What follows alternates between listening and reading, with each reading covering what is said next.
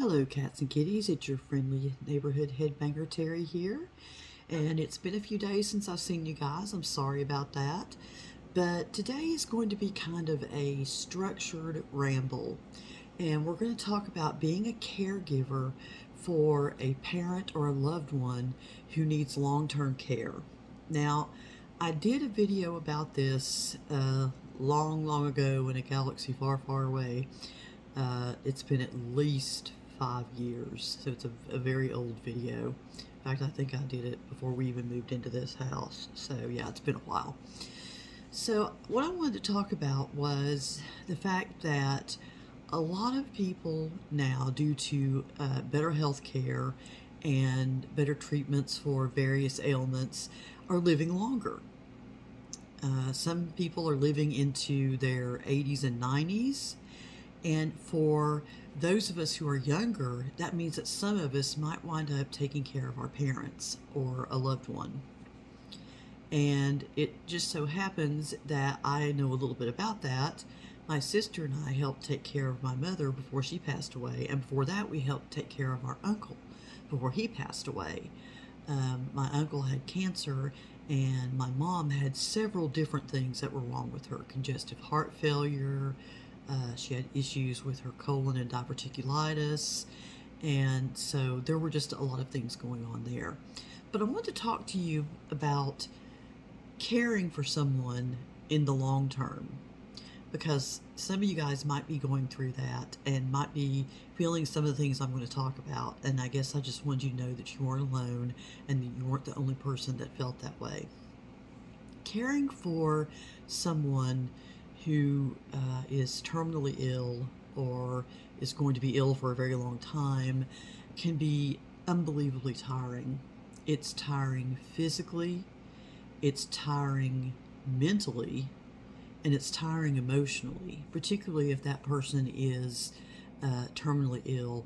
Emotionally, you are watching that person die a little bit every day, and that is a huge pull on your emotions. You are grieving a little bit every day, and so that can be very difficult. As far as mentally tiring, you could find yourself forgetting things, maybe forgetting things that you needed to do because you're so busy thinking about what you need to do for the person that you're caring for. You might find yourself agitated, grumpy, in a bad mood because you are trying to put forth all your good mood with the person that you're caring for. You're trying to be in a good mood and positive and happy for them, and it makes it difficult to stay in that good mood, maybe when you are with other family or friends. So that can be too, can happen too. It can be physically tiring, especially if you're with a person who stays up a lot at night. A lot of older people, when they get to a certain point, they develop something called sundowners, and that means they get restless and active at night. Or, like my mother, they wanted to get up and act out their dreams, and her dreams were almost waking hallucinations, sort of. But she tried to get up and act them out. She was very specific about them, and a lot of them she was seeing and talking to her mother, which is common for terminally ill patients. They will normally see a relative that they talk to who has passed on before them. And it became very difficult for my sister and me because she did not sleep that well at night, and she would not take any medication to help her sleep. She was adamant that she didn't want that medication. Hospice was willing to give it to her, but she didn't want to take it. And so she would stay up at night, and we would have to stay up at night to make sure that she didn't get up and do anything. Even though she was in an assisted living facility, they only checked on her every 2 hours. Well, in 2 hours' time, my mom could get up and go who knows where. So we were staying with her at night to make sure she didn't get up and do anything or act out anything. And that became very physically demanding on both of us. My sister has a chronic illness, and it became very demanding on her health. And I have a daughter with special needs that I was trying to help take care of. I was also in grad school, and so there was just a lot going on. We were just really physically tired. Um, I think it probably took a good year after my mom passed for us to get out of that just physically demanding, ever present, tired state.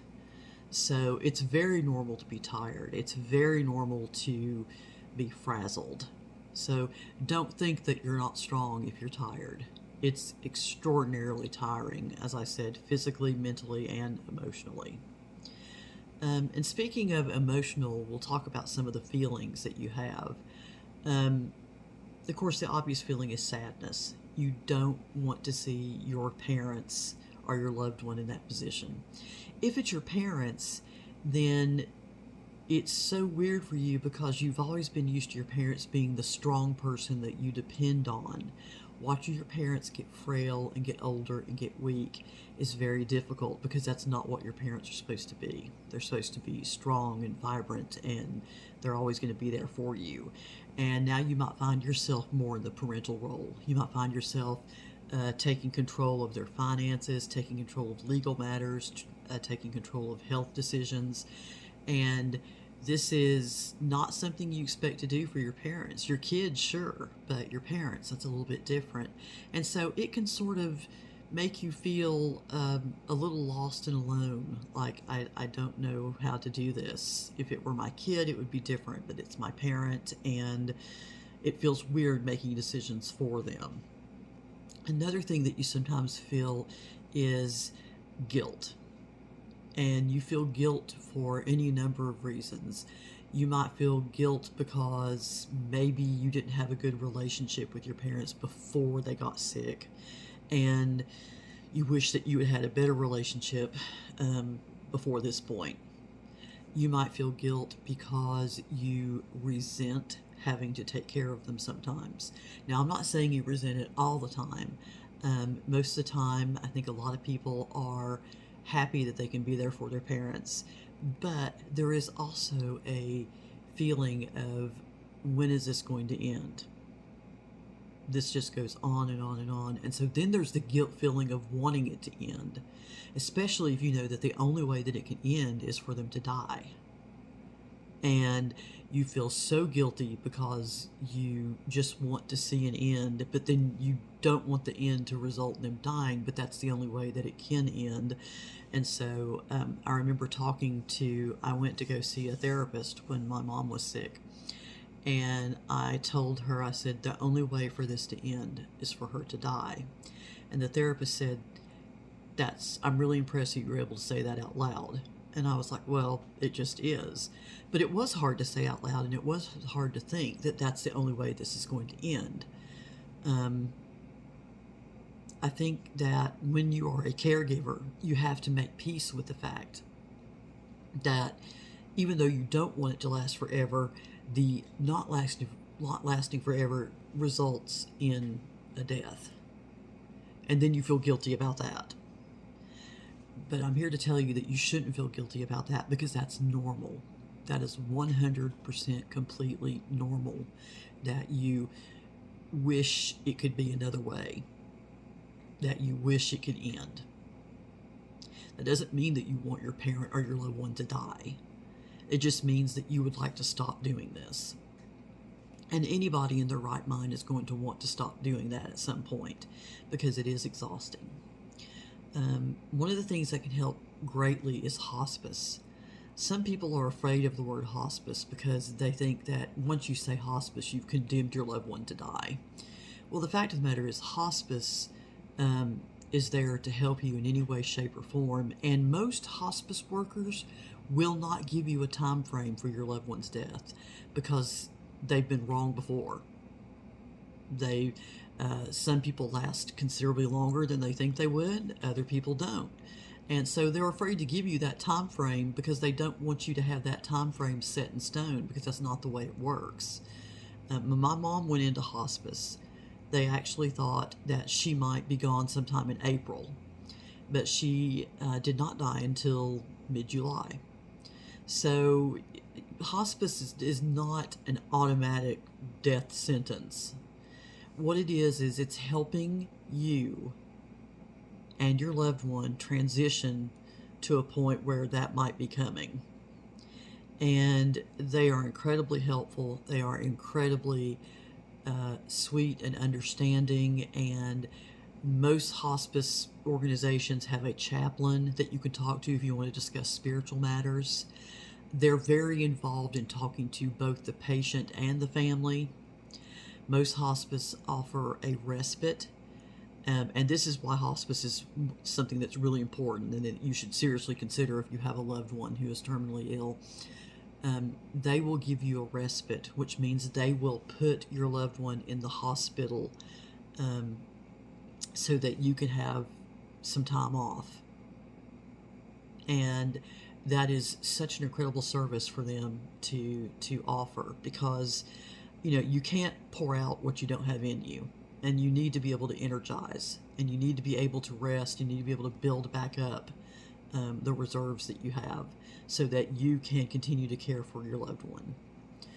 Another thing, if you have the money to do it, and I know that this is difficult, a lot of people don't have this kind of money, but there are companies that have CNAs that you can have to come in and help care for your loved one.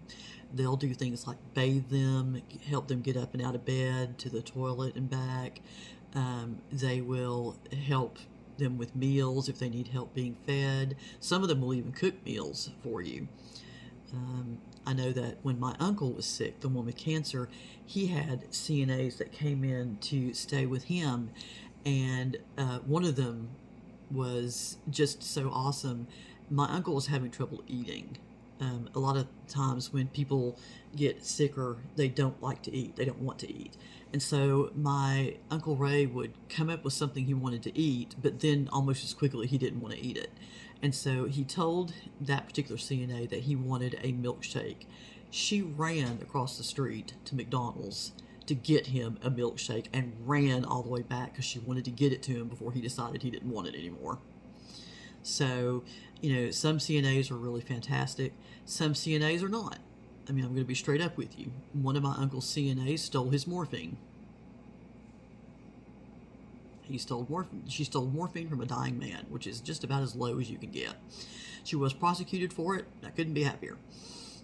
But most CNAs are, very, very reputable. We got one bad apple. I don't want that to scare you off of getting CNA help if you can.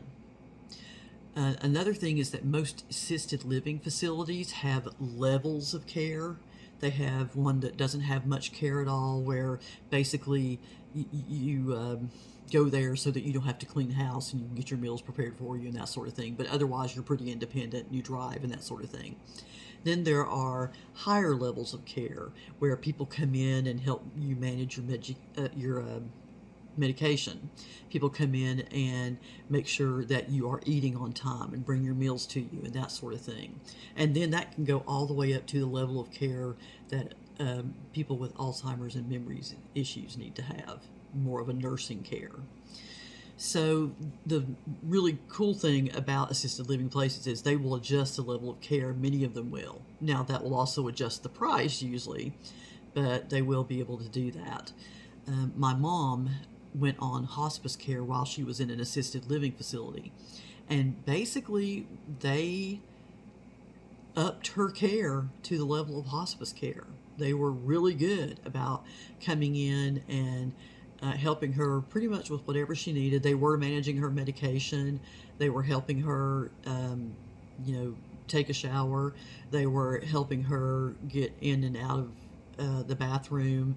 Then, of course, my sister and I were helping her do all those things as well. So, yeah, that's a possibility of different levels of care in assisted living. And if you have a parent that's in assisted living, check and see if your assisted living has those different levels of care so that you can take advantage of them when that time comes. Now, it might be that your parent's not in assisted living and that you do not have the funds, or your parents don't have the funds to hire a CNA, and it's you. It's just you, and you is all there is. And that is at the point when you have to be able to feel comfortable reaching out to someone so that you can take a break. It might be your spouse, it might be your kids, and they can help with grandma or grandpa. It might be members of your church, members of your community, but you've got to give yourself a little bit of a break. Even if it's just for a couple of hours, maybe once every week or 2 weeks, just something where you go. And I'm not talking about sleeping at night. That's not your break. Because half the time you don't even get to sleep all night long. I know, been there. But I'm talking about time away where you get to do something for yourself. Sometimes that's not always possible, and if it's not always possible, then the next best thing is to have someone to be able to talk to. Someone that you can tell all of your frustrations, that isn't going to judge you or think you're mean because you are just so tired of caring for this person. It could be a friend, it can be a clergy member, it could be just, another family member. Tracy and I leaned on each other a lot when my mom was sick. We told each other how frustrated we were and how tired we were. That's my sister. I'm sorry, Tracy. And it's important that you have somebody that you can talk to. It's important that you realize that it doesn't make you weak or wrong or bad if you need someone to talk to about this. Everybody needs someone to talk to. And now I'm going to take my sexy glasses out and refer to my notes to see if I left anything out.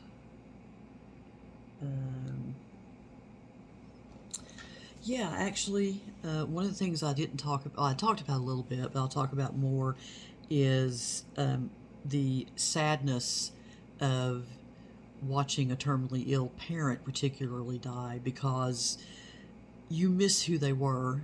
We talked about that a little bit. They're supposed to be the strong, vivacious people in your life, and when they get to this point in life, they're not, and you're taking care of them. But you also feel kind of alone and abandoned, because, your parents are supposed to be there for you.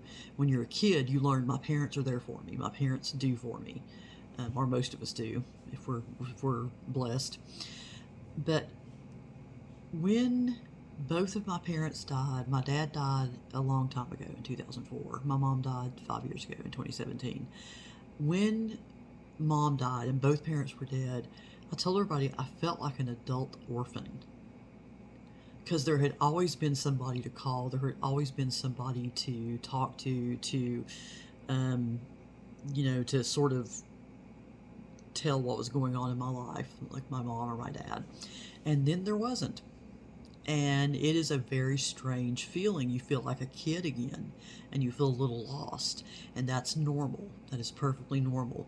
That too is a time when you need to talk to somebody. You need to talk to your spouse or a friend and just say, I feel a little lost. I feel a little, I'm just a little out of it. I'm a little lost, because that person that I was always, was always there for me, and then I turned around and I was there for them.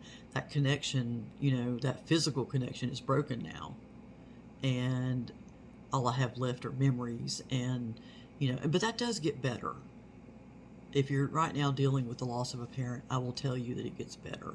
It doesn't get easier, but it does get better. One of the things that I had to do when in taking care of my loved ones was I had to find ways to find joy. And that can be really hard. Really hard when you're surrounded by sickness and you're tired. It can be hard to find joy, but I want to end this video on a positive note. So I'm going to talk about some of the ways you can find joy. One of the first ways is just be proud of the fact that you can help them. Be proud of the fact that you're there and you can give them the help they gave you when you were small. Are you changing an adult diaper? Okay, they changed diapers for you for 2 years when you were younger. So, be proud of the fact that you can give that back. I remember telling my mom when I was helping her in the bathroom, she was like, I'm so embarrassed you have to do this. I was like, you helped take me to the bathroom for years, for like the first 2 years of my life. And then toilet training and all that. So, I'm just repaying the favor at this point. So just be proud that you can do something for them and help them and make things a little bit easier for them. The next thing is finding humor. You've got to find, you will develop kind of a dark sense of humor if you are a caregiver for a long-term person with a long-term or terminal illness. You will find things funny that should not be funny. And it's okay, because that's a coping skill and that's how you do it. And I have always I've always had a dark sense of humor when it comes to dealing with things, and I find that helps me. When my mom would get up and try to act out her dreams, sometimes I got involved in them. Sometimes I was involved in the conversation. One time she wanted to know if she could put chow chow, which is a spicy kind of almost like a relish. She wanted to know if she could put chow chow in a casserole. She's talking in her sleep, kind of acting out this dream. And I said, I don't know. Why don't you ask your mom? Because she talked to her mom a lot in the dreams. And so she asked her mom, Mom, can I put chow chow in this casserole? Apparently my grandmother said, no, you cannot, because my mom was really annoyed that she couldn't put chow chow in that casserole.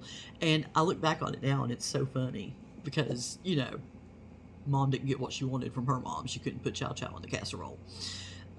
So, it's just things like that are funny. Another one was that Mom was talking, she was kind of hallucinating, and she said, I was standing in front of her chair that she was kind of sleeping in, and she said, you've got to move out of the way. And I said, what? She said, you've got to get out of the way. I'm driving you to school. I was like, what? She goes, I'm driving you to school. You've got to get out of the way. I can't stop the car. So apparently she was driving small baby, child me in the car, but adult me was standing in her way. And I thought that was pretty awesome. So yeah, you've got to find humor in just crazy things. Another thing is cherish your memories. Think about your good times. Enjoy your good times and talk about the good times. If your loved one is able to talk about them, say, do you remember when we did such and such, and you guys could talk and you guys could laugh, or you could talk about them with a family member or a friend. My friend Kay and I did this when Kay's mom was sick, and we talked about the funny things that her mom said and her mom did, and we talked about the memories that she had with her mom, and it was very helpful to Kay to talk about those things, to talk about funny things and happy things. Even though you know that this person is sick, you can talk about funny things and laugh. This person, usually your long-term person that you're caring for, would like to laugh. So feel free to talk to them about funny memories. Another thing that you can find joy in is that you will find out who are your true friends. You will find out who really supports you, and you can take joy in the fact that you have this friend that will support you. We found so many people that were supportive of us when we were taking care of my mom and my uncle, and it was just wonderful that they were there for us, that we could talk to. My church, when Mom was sick, was really great. They were very good about coming to visit, and I was just really, really, really thankful for them. So you find out who your friends are, and then you can take joy in the fact that you know who they are. And the last thing is growing closer to your family members. Now, I know that when some family members get sick and when they die, that arguments break out in families. And I think that's very sad, because that is the last thing that needs to happen in the death of a loved one, is to have families arguing over whatever, possessions, money, how the funeral service was done, whatever.